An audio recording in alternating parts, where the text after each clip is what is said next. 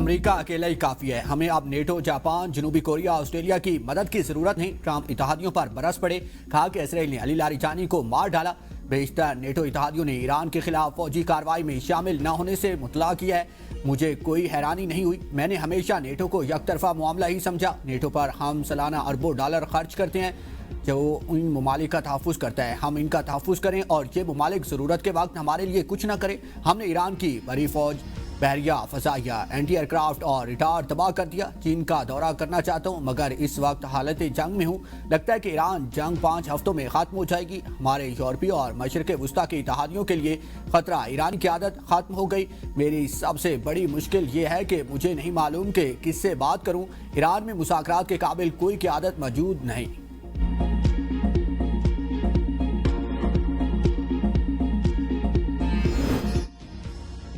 اسرائیلی وزیر اعظم نیتن یاہو کا بھی علی لاریجانی کو نشانہ بنانے کا دعویٰ. اسرائیلی ٹی وی پر جاری بیان میں کہا کہ حکومت تختہ الٹنا ایرانیوں کے لیے فوری اور آسان نہیں ہوگا. اسرائیل ثابت قدم رہا تو ایرانیوں کو قسمت اپنے ہاتھ میں لینے کا موقع دیں گے. اس سے پہلے اسرائیلی وزیر دفاع نے دعویٰ کیا تھا کہ تہران پر حملے میں ایران کے سیکیورٹی چیف علی لاریجانی اور بسیج فورس کے کمانڈر غلام رضا سلیمانی شہید ہو گئے. ایرانی میڈیا نے علی لاریجانی کی شہادت کی تردید کر دی. علی لاریجانی کے سوشل میڈیا اکاؤنٹ پر ہاتھ سے لکھا گیا پیغام جاری کیا گیا جس میں ایرانی قومی سلامتی کے مشیر نے ایرانی نیوی کے شہداء کو خراج عقیدت پیش کرتے ہوئے لکھا کہ شہادتیں برسوں تک ایران کی فوج کی بنیاد کو مضبوط کریں گی. بحریہ کے بہادر مجاہدین کی شہادت ظالم قوتوں کے خلاف قربانیوں کا حصہ ہے. ایران نے امریکہ کے ساتھ کشیدگی کم کرنے کی تجاویز کو مسترد کر دیا. سینئر ایرانی عہدیدار کے مطابق 2 سال سے ممالک نے تجاویز بھیجی تھی جنہیں سپریم لیڈر نے مسترد کرتے ہوئے کہا کہ اب یہ وقت امن کا نہیں. امریکہ اور اسرائیل کو شکست دینا ہوگی. امریکہ کو ایران کو پہنچنے والے نقصانات کا ہرجانہ دینا ہوگا. ایرانی صدر مسعود پزشکیان نے 2 ٹوک اعلان کیا کہ امریکہ اور اسرائیل کے سامنے سرنڈر نہیں کریں گے.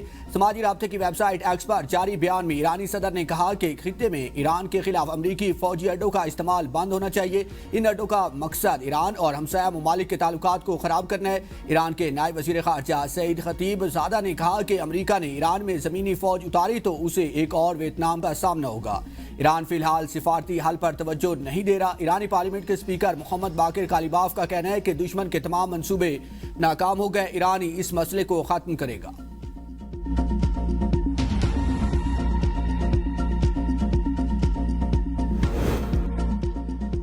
علی خامنائی پر امریکی اور اسرائیلی حملے میں مشتبہ خامنائی بال بچے. دی ٹیلی گراف کا دعویٰ. اخبار کا مشتبہ خامنائی کے تاحال زخمی اور زیر علاج ہونے کا بھی دعویٰ. لکھا کہ مشتبہ خامنائی اس مسائل حملے میں بچ گئے تھے جس میں ان کے والد آیت اللہ خامنائی شہید ہوئے. مشتبہ خامنائی حملے کے وقت اپنے رہائشی کمپاؤنڈ کے باغ میں تھے جس کے باعث وہ براہ راست حملے کی ساتھ میں نہ آئے. تاہم اس دوران ان کی ایک ٹانگ زخمی ہوئی. رپورٹ میں کہا گیا ہے کہ آپریشن کامیاب رہا اور وہ اس وقت ہاسپٹل میں زیر علاج ہیں. مشتبہ خامنائی تاحال منظر عام پر نہیں آئے اور ان کی صحت کے بارے میں قیاس آرائیاں جاری ہیں. دوسری جانب روس میں ایرانی سفیر نے سپریم لیڈر سید مجتبیٰ خامنائی کی روسی اسپتال میں زیر علاج ہونے کی تردید کر دی. میڈیا رپورٹس میں دعویٰ کیا گیا ہے کہ سید مجتبیٰ خامنائی کو علاج کے لیے روسی فوجی جہاز سے ماسکو پہنچایا گیا.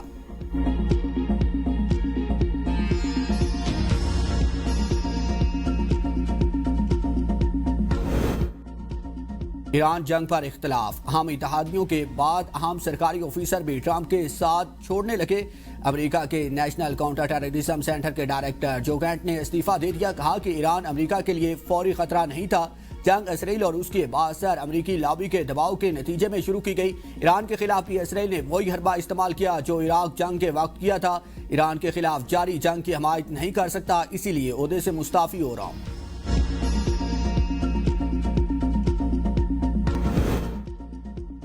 تل ابیب میں ایرانی میزائلز کی گونج. زندگی مفلوج. شہری دن رات زیر زمین پناہ گاہوں میں رہنے پر مجبور. ایرانی حملوں میں اسرائیل کے مرکز میں گاڑیاں تباہ.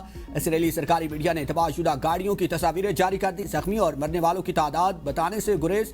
تل ابیب میں زندگی مفلوج. شہریوں میں شدید خوف و ہراس. برطانوی ادارے اسکائی نیوز کی ٹیم کو رپورٹنگ کے دوران پناہ لینا پڑی. شہری دن رات زیر زمین پناہ گاہوں میں رہنے پر مجبور ہیں. سڑکوں پر لوگ خطرے کے سائرن سنتے ہی گاڑیاں چھوڑ کر محفوظ مقامات کی طرف دوڑ پڑتی ہیں. مسلسل منڈلاتے خطرے نے معمولات زندگی کو مکمل طور پر مفلوج کر کے رکھ دیا ہے.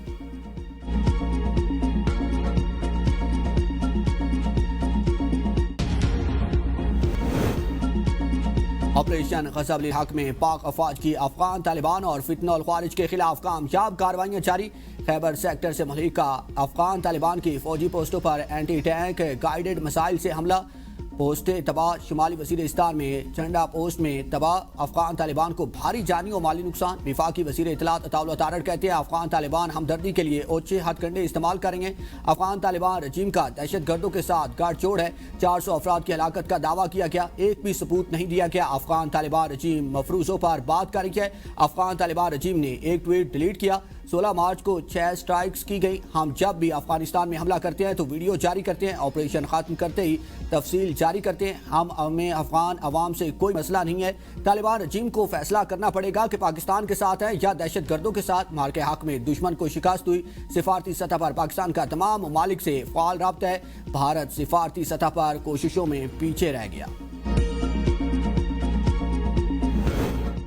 طالبان رجیم کے الزامات پر خواجہ آصف کا رد عمل۔ وزیر دفاع خواجہ آصف نے کہا کہ اسپتال کو نشانہ بنانے کا دعویٰ ان کی طرف سے آ رہا ہے، جو مساجد پر حملہ کرواتے ہیں، سر وجود نمازیوں کو شہید کرتے ہیں، نہتے شہریوں اور مارکیٹ سکولز کو نشانہ بناتے ہیں، معصوم بچوں کو خون میں نہلاتے ہیں، منشیات کی سمگلنگ جن کا ذریعہ آمدن ہے۔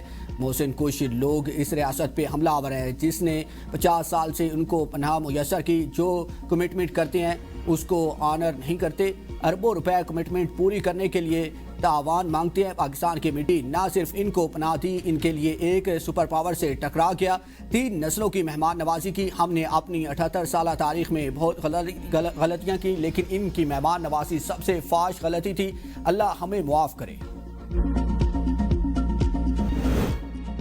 پاکستان کی پیٹرولیم درآمدات کی سپلائی چین کو بہتر بنانے کے لیے وزیر پیٹرولیم مزید متحرک ہو گئے۔ وزیر اعظم شہباز شریف کی ہدایت، کفایت شعاری اقدامات پر جائزہ اجلاس میں کہا کہ حالات کی بہتری تک تمام متعلقہ ادارے ہنگامی اقدامات کے لیے تیار ہیں۔ وزیر اعظم کو اجلاس میں کفایت شعاری اور بچت کے اقدامات پر عمل درآمد کی پیش رفت سے آگاہ کیا گیا۔ بریفنگ میں کہا گیا کہ تمام ہدایات پر عمل درآمد یقینی بنایا جا رہا ہے۔ ملک میں پیٹرولیم مصنوعات کا ضروریات کے مطابق مناسب ذخیرہ موجود ہے، صورتحال کی نگرانی کی جا رہی ہے۔ ملکی ضروریات پوری کرنے کے لیے ملک میں ادویات کا مناسب ذخیرہ موجود ہے۔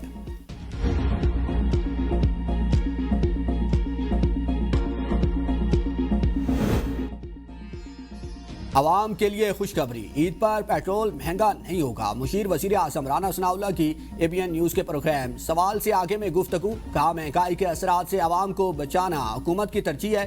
حکومت کی کوشش ہے کہ عید سے قبل عوام پر اضافی بوجھ نہ ڈالا جائے، عوام کو زیادہ سے زیادہ سہولیات دینے کی کوشش کی جا رہی ہے۔ پیٹرولیم قیمتوں میں اضافے سے ہر شعبہ متاثر ہوتا ہے۔ عام آدمی پہلے سے ہی ٹیکسز اور مہنگائی کے دباؤ میں ہے، عوام کو بھی مشکل حالات میں ذمہ داری کا مظاہرہ کرنا ہوگا۔ ایران کے سفیر رضا امیر مقدم کی نائب وزیر اعظم اور وزیر خارجہ محمد اسحاق ڈار سے ملاقات۔ پاکستانی عوام کی جانب سے بھرپور اخلاقی حمایت پر ایرانی سفیر کا اظہار تشکر۔ مشکل وقت میں پاکستان کے ساتھ کھڑے ہونے پر ایران کا اظہار تشکر۔ نائب وزیر اعظم اسحاق ڈار کا قیمتی جانوں کے ضیاع پر اظہار افسوس۔